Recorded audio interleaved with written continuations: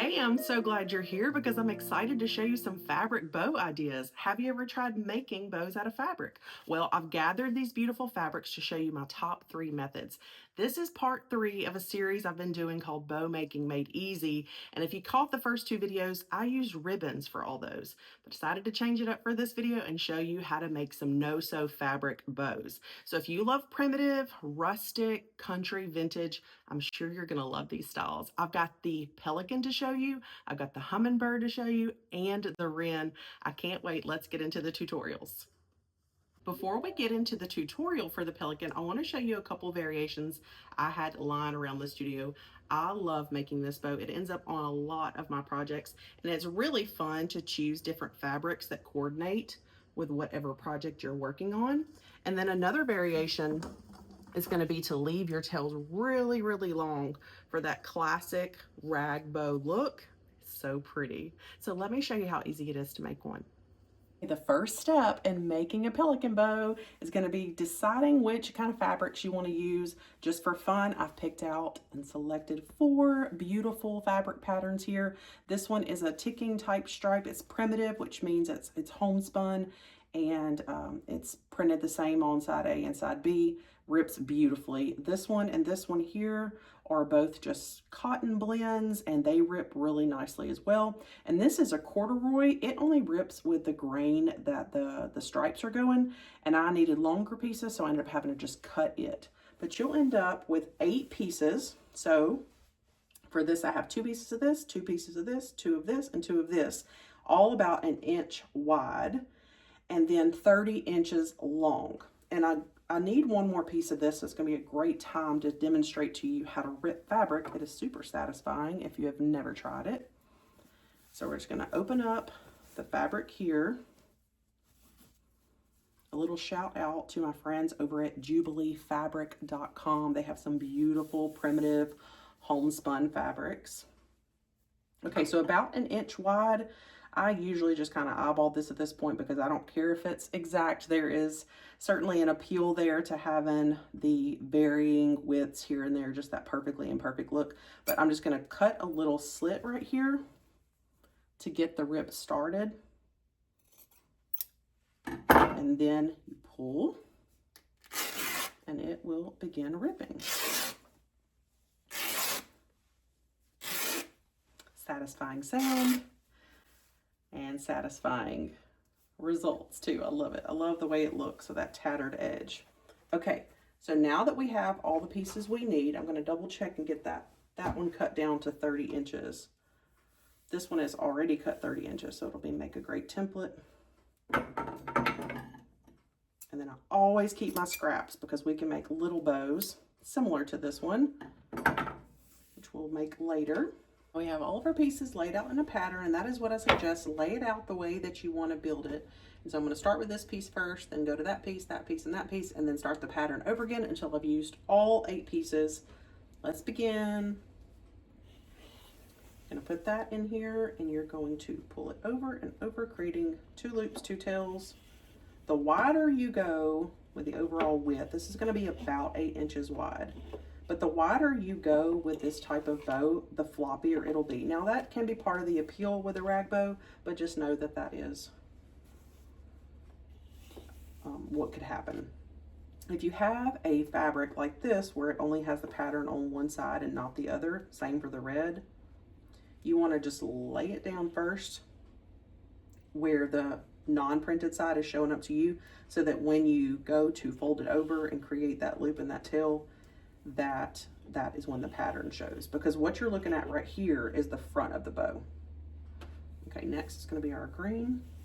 Now you might not can tell this, but this actually does have a side A and side B, so we want this side to show, not this back side. Now a variation, of course, is to stop every few pieces of fabric strip and add in a little bit of raffia like you saw in the sample that I showed before I started the tutorial. That adds in some pretty texture, but we're just keeping this simple today. And because this is a primitive style, I just want to point out this homespun type fabric, you don't have to worry about what's showing, but it has more of a rustic look. While this looks very nicely cut on the edges, this has the tattered, and it kind of folds up, and that's just character. Okay, so we're gonna keep going. We can always trim our tails later.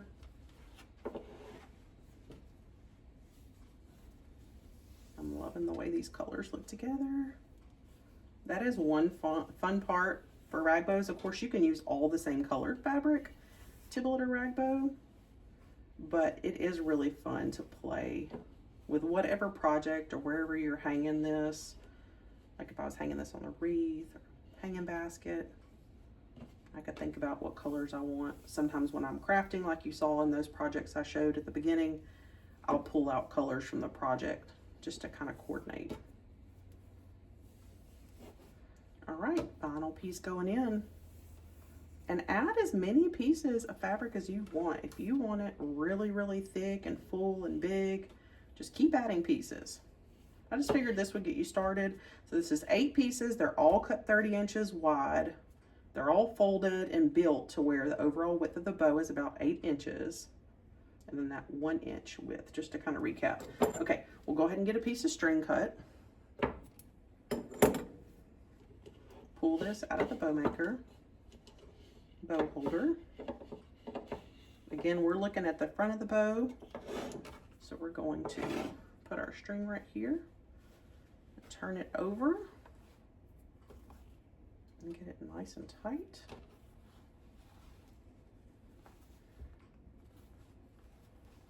Double knot it.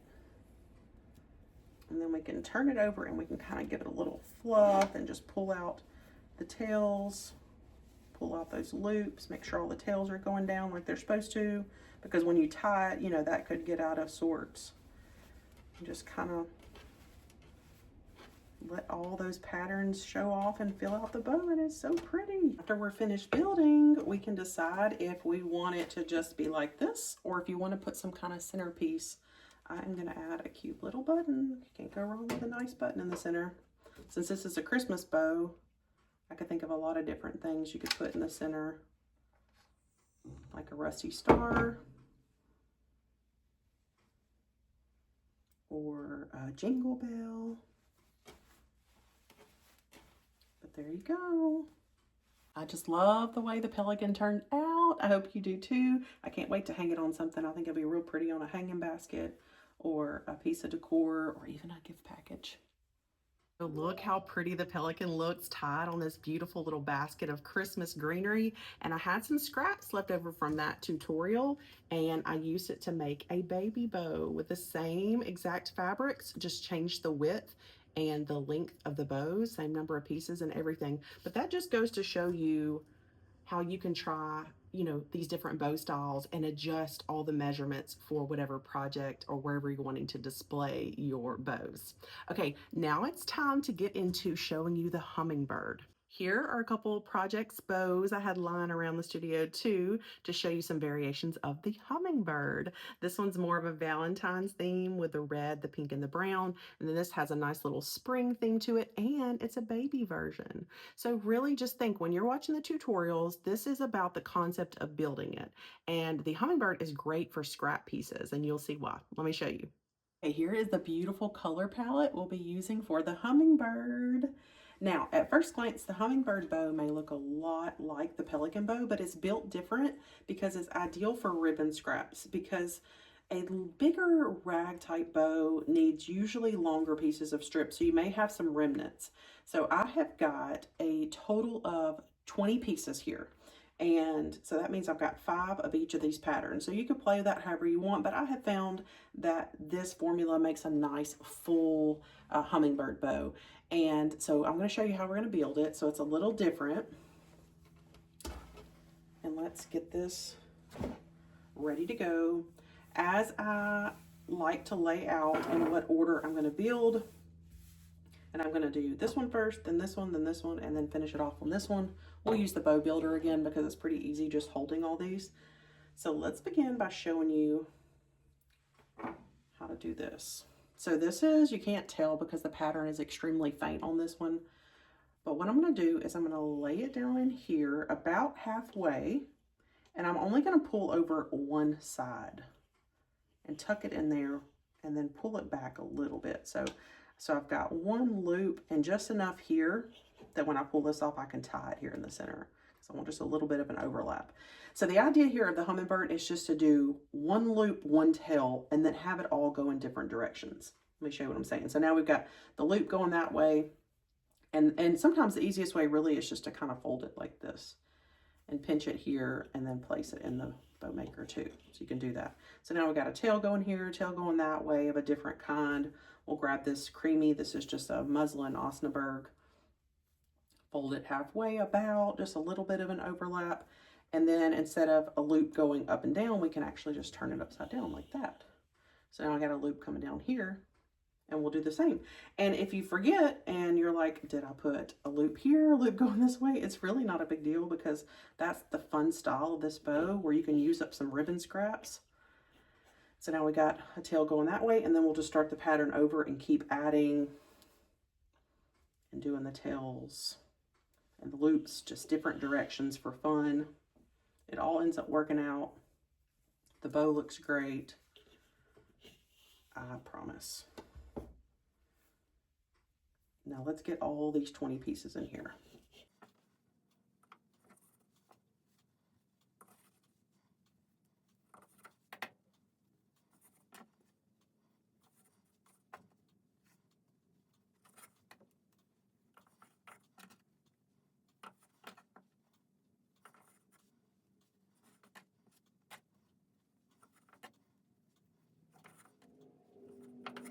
Okay, so everything's in there. It's nice and fluffy. Let me give you a close-up look at that. Look how much that looks good. So we got tails and loops just going every which way. It doesn't really matter. That's the fun part of this one. And if I didn't mention, this is ripped about an inch wide too. All right, piece of string. Let's slip it out of our little dowels here.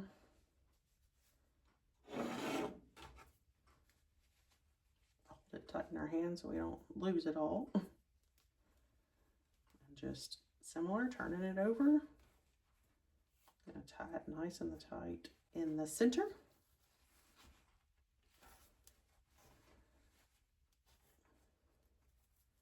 And I really love this one because it's just fun and messy. And once you get it on your project, I like to pull this one out going all around so that it just kind of makes this really full look. So you see how this one kind of stands out to you? It's a little bit long. All you gotta do is just trim it up and see if anything else just stands out to you that's a little bit over, and give it a little haircut. This one's fun and messy, and you can just use ribbon scraps, or you can try to coordinate it like I did here for that festive Christmas look. And I just love it so much. And then it'll look good whichever way you put it on. There you go. Cute little hummingbird. Well, what did you think about the hummingbird? A pretty simple bow to put together, right? And when you tie it on decor like this, it adds instant charm and character for whatever season you're making it for. Okay, well, it's time for me to show you the final bow, which is called the Wren. How precious is this? And this one will make you think twice before ever throwing away your fabric scraps. So let me show you how simple it is to build. Okay, now it's time for the Wren, and this one is the easiest of all. You can take remnants of anything you have made. These are all remnants from the other two bows I showed you. So I've got a total of 18 pieces here, and that means I've got 6 different patterns, 3 of each. So 6 times 3, 18. We're working with like 3/4 of an inch to an inch wide. It just depended on how some of the pieces cut or ripped. So we're just gonna build it like this. And what I like to do is I like to lay it out again in the pattern in which I'm gonna build it. That keeps it really easy. This is all strips, no loops. And we're just going to start assembling the bow. So we'll start here with this one. Crisscross. And that is it. The overall width of this bow, it's gonna be about, when you're cutting the pieces, the 6 inches, it's gonna be about 6 inches, you know. So we've got all these ribbon scraps, 6, 7 inches. And even if you're not sure how wide they are, you can just trim it up when you're done. So all we're doing is crisscrossing. Again, you can stop and add filler like raffia if you want. You can make this smaller by cutting the pieces shorter. It really could not be any easier. I'm getting caught on all these little threads here. Let's push this back. That'll keep me from getting caught on the threads. There we go.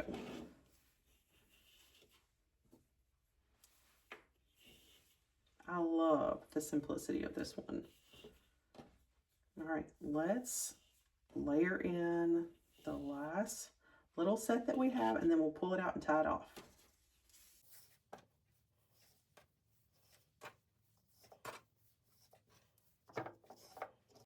All right, have all the little scrap pieces in there.